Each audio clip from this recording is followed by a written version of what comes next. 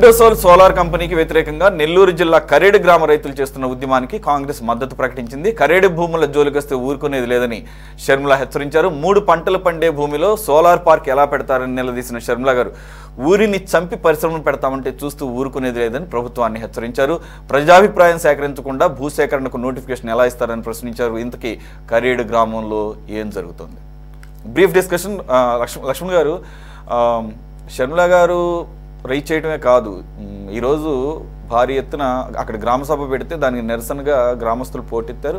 2, వారి ప్రజాభిప్రాయ సేకరణ పూర్తి కాకుండానే ఈ రకంగా నోటిఫికేషన్ ఇచ్చారంటున్నారు. మరి ఎంతవరకు నిజమో తెలియదు, కానీ మరి ఇచ్చారని చెప్పేసి షర్మిల గారు అంటున్నారు. మరి ఆవిడ చెప్పారంటే ఖచ్చితంగా అది దాంట్లో నిజం ఉండి ఉంటుంది. 2, గ్రామస్తులు కూడా పెద్ద ఎత్తున ఉద్యమిస్తున్నారు. భూమునిచ్చే అవకాశం లేదు, ఇచ్చే పరిస్థితి లేదు. దాదాపు 4500 ఎకరాలు అంటున్నారు.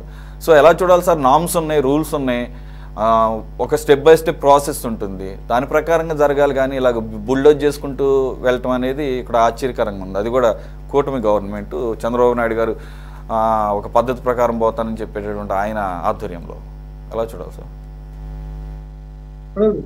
ఎవరు కూడా విండ్ పవర్ రావాలి, ఈ విద్యుత్ కోతల నుంచి మనకు బయటపడాలి అనుకున్నప్పుడు అలాంటి పరిశ్రమలు ఎంకరేజ్ చేయాల్సిందే, కానీ రైతుల అభిప్రాయాలకు వ్యతిరేకంగా అయితే చేయకూడదు. వాళ్ళ హక్కుది, వాళ్ళ జన్మ హక్కు. వాళ్ళ తాతల నాటి నుంచి పొలాలు ఉంటాయి, ఎక్కడ పండించుకుంటూ ఉంటారు, వ్యవసాయం జరుగుతూ ఉంటుంది, దాని మీదనే జీవిస్తూ ఉంటారు, దాని మీదనే పిల్లల్ని చదివించుకుంటారు. అది పల్లె అన్నది ఇంకా వాళ్ళ జీవన విధానం.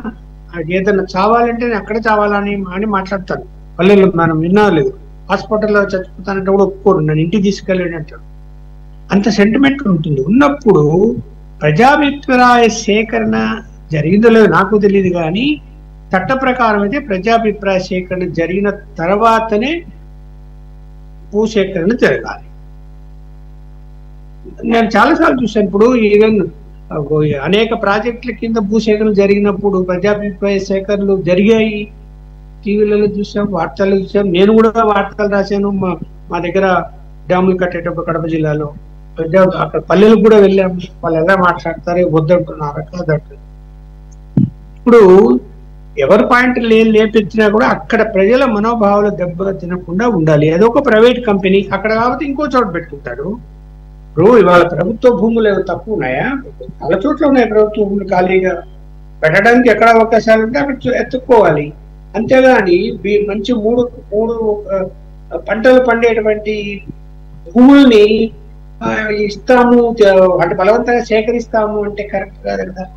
రైతుల వ్యతిరేకత గ్యారెంటీగా వస్తుంది. విండ్ పవర్ కావాలి, ఎస్, దానికి అలవాటు పడాలి. సమయం పడుతుంది.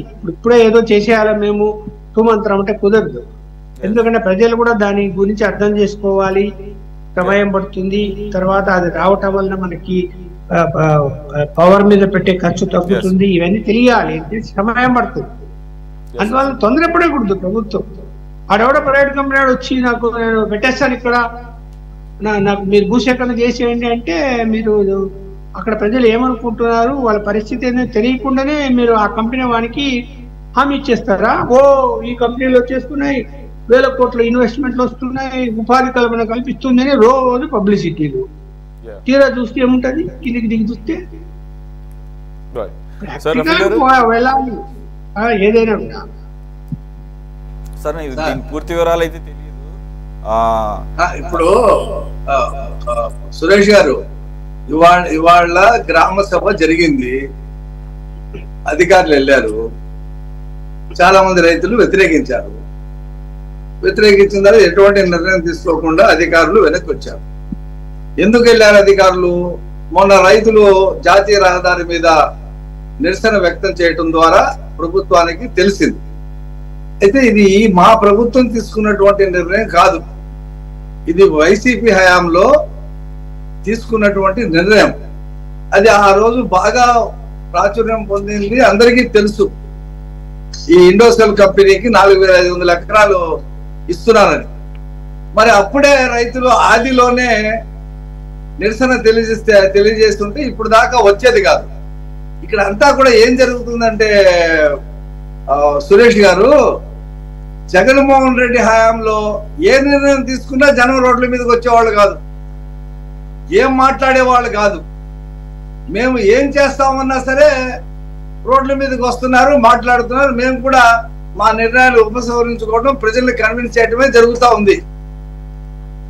రాజశేఖర రెడ్డి హయాంలో 20,000 ఎకరాలు ఏది అప్పుడు ఏదో కంపెనీ ఉంది, ఆ కంపెనీకి 20,000 ఎకరాలు అదే ప్రాంతంలో కట్టబెట్టాడు.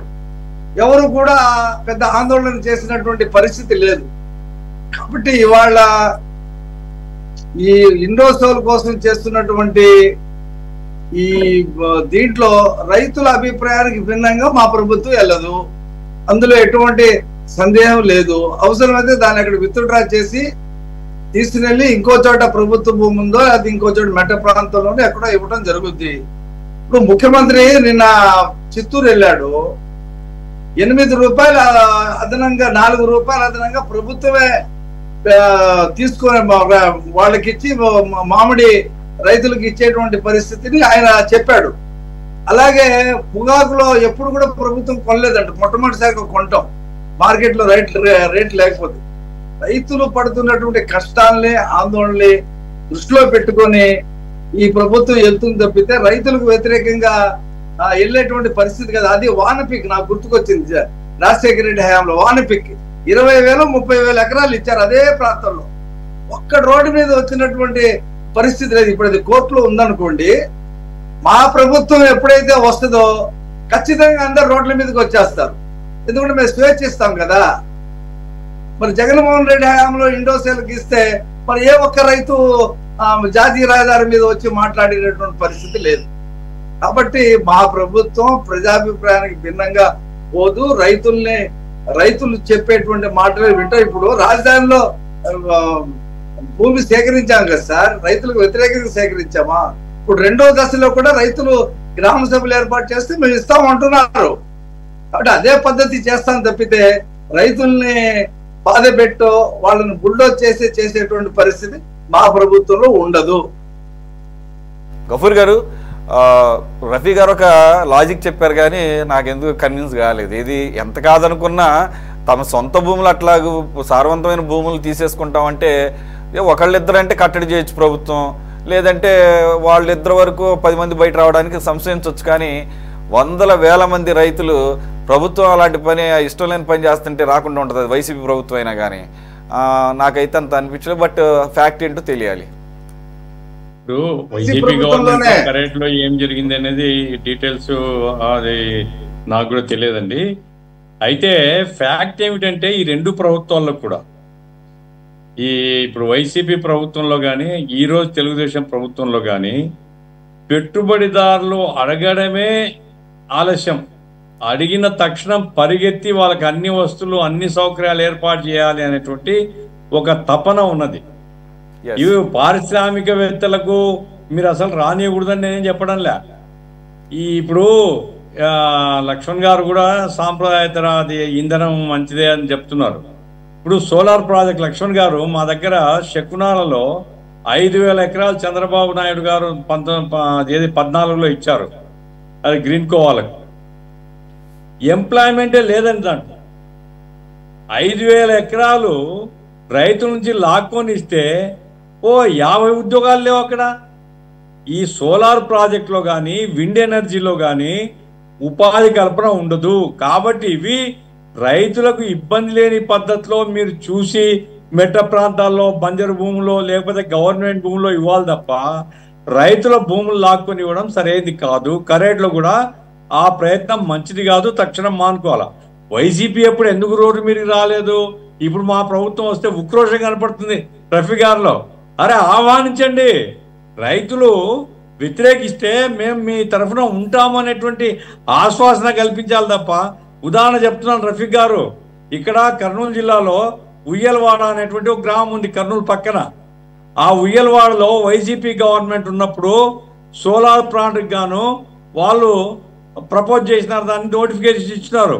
మొత్తం గ్రామం అంతా తిరగబడింది ఆ రోజుల్లో, తరిమేసినారు మొత్తం ఈ ఏది పబ్లిక్ హియరింగ్కి వచ్చిన వాళ్ళను. అయిపోయింది. అది శబరి గారు మీ ఎంపీ, ఆమె హామీ ఇచ్చింది మా గవర్నమెంట్ వస్తే పొరపాటును కూడా చేయమని.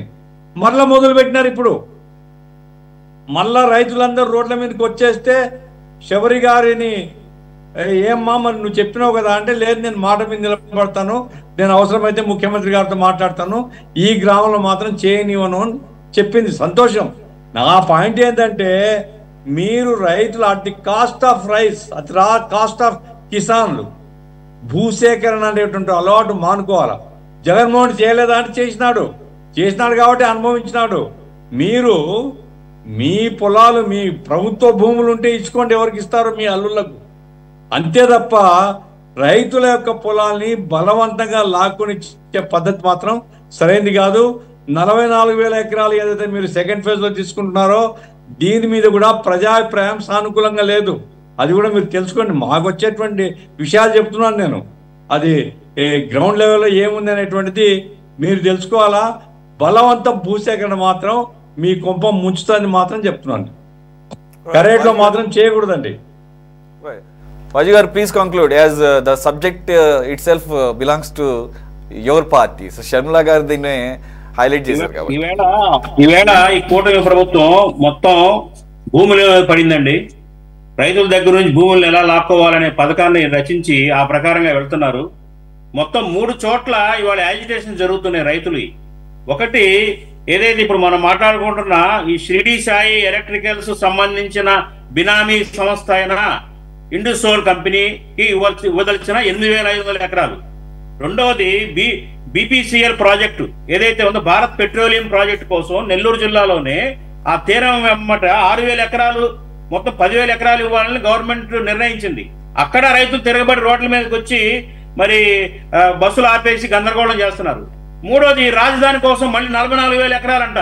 దానికోసం కూడా రైతులు అశాంతితో ఉన్నారు. ఇవ్వడానికి ఎవడు ఇష్టపడతల్లా. సో నేనేమంటున్నానంటే భూమి అన్నది రైతుల యొక్క హక్కు, వాళ్ళ జీవనాడి, వాళ్ళ జీవనాధారం. ఆ భూముల్ని బలవంతాన లాక్కోవటం ఏంటండి? ఇప్పుడు షిరిడి సాయి ఎలక్ట్రికల్స్ కంపెనీ ఎవరిదో తెలుసా? అవినాష్ రెడ్డిది. ఒకప్పుడు ఇదే భూముల్ని వాళ్ళ ఏదైతే వైసీపీ ప్రభుత్వం ఆ కంపెనీకి దారాదత్తం చేస్తున్నప్పుడు టీడీపీకి చెందిన సోమిరెడ్డి చంద్రశేఖర్ రెడ్డి, కళా వెంకట్రావు ఇత్యాది అత్యధిక సీనియర్ నాయకులందరూ తిరగబడ్డారు, విమర్శించారు. అప్పుడు ఆ రోజు ఆ ప్రపోజల్ని వ్యతిరేకించిన వాళ్ళు ఇవాళ ఎట్లా ఇవ్వడానికి సిద్ధపడుతున్నారో నాకు ఆశ్చర్యంగా ఉంది. కరెక్ట్ అదృష్టవశాత్తు ఇవాళ కలెక్టర్ గారు ఏం చెప్పిందంటే, మేము తీసుకోమమ్మా, మేము ప్రభుత్వానికి చెప్పి భూములను ఆపుతామని చెప్పి హామీ ఇచ్చింది. రైతులు కొంత శాంతించారు. కానీ ఆ హామీని నిలబెట్టుకోవాలి. రైతుల యొక్క కడుపు నింపే భూముల్ని లాక్కోకూడదు. ఇష్టపడి ఇస్తే తీసుకోండి, కానీ బలవంతంగా లాక్కునే ప్రయత్నం షిరిడి సాయి ఎలక్ట్రికల్ సంబంధించిన ఇండోసెల్ కంపెనీ చేసింది. బలవంతంగా లాక్కుంటున్నారనే ఉద్దేశంతోనే రైతులు కడుపు మండి రోడ్డు మీదకి వచ్చి యాజిటేషన్ చేస్తున్నారు. నేనేమంటున్నానంటే, ఈ భూ బకాసుడ పాత్ర వహించే జగన్మోహన్ రెడ్డి గారు మూలపడిపోయాడు. ఆయన పక్కన పడేశారు ప్రజలు. మళ్ళీ మీరు అదే పందాలో వెళ్ళొద్దు. ఏదైతే రైతులకు భూమి కాని భూములు ఉన్నాయి, ఏదైతే ఇండస్ట్రీస్ పనికొచ్చే భూములు ఉన్నాయి, ఆ భూములు ఏదైతే పంటలు పండిన భూములు ఉంటాయి వాటిని తీసుకోండి, అక్కడ ఇండస్ట్రీస్ పెట్టండి, డెవలప్ చేయండి, ఎవరు కాదనరు. కానీ రైతులు పొట్టలు కొట్టాలనుకుంటే మాత్రం మళ్ళీ మీరు కూడా అధపాతాలలోకి వెళ్ళక తప్పదు అని చెప్పేసి ఈ సందర్భంగా నేను చెప్తున్నాను. సురేష్ గారు జాయినింగ్, బాజీ గారు, గఫూర్ గారు, లక్ష్మణ్ గారు అండ్ రఫీ గారు. ఇది వాళ్ళ టాప్ డిబేట్. మరో అంశంతో మళ్ళీ కలుద్దాం. Stay tune to city 24/7.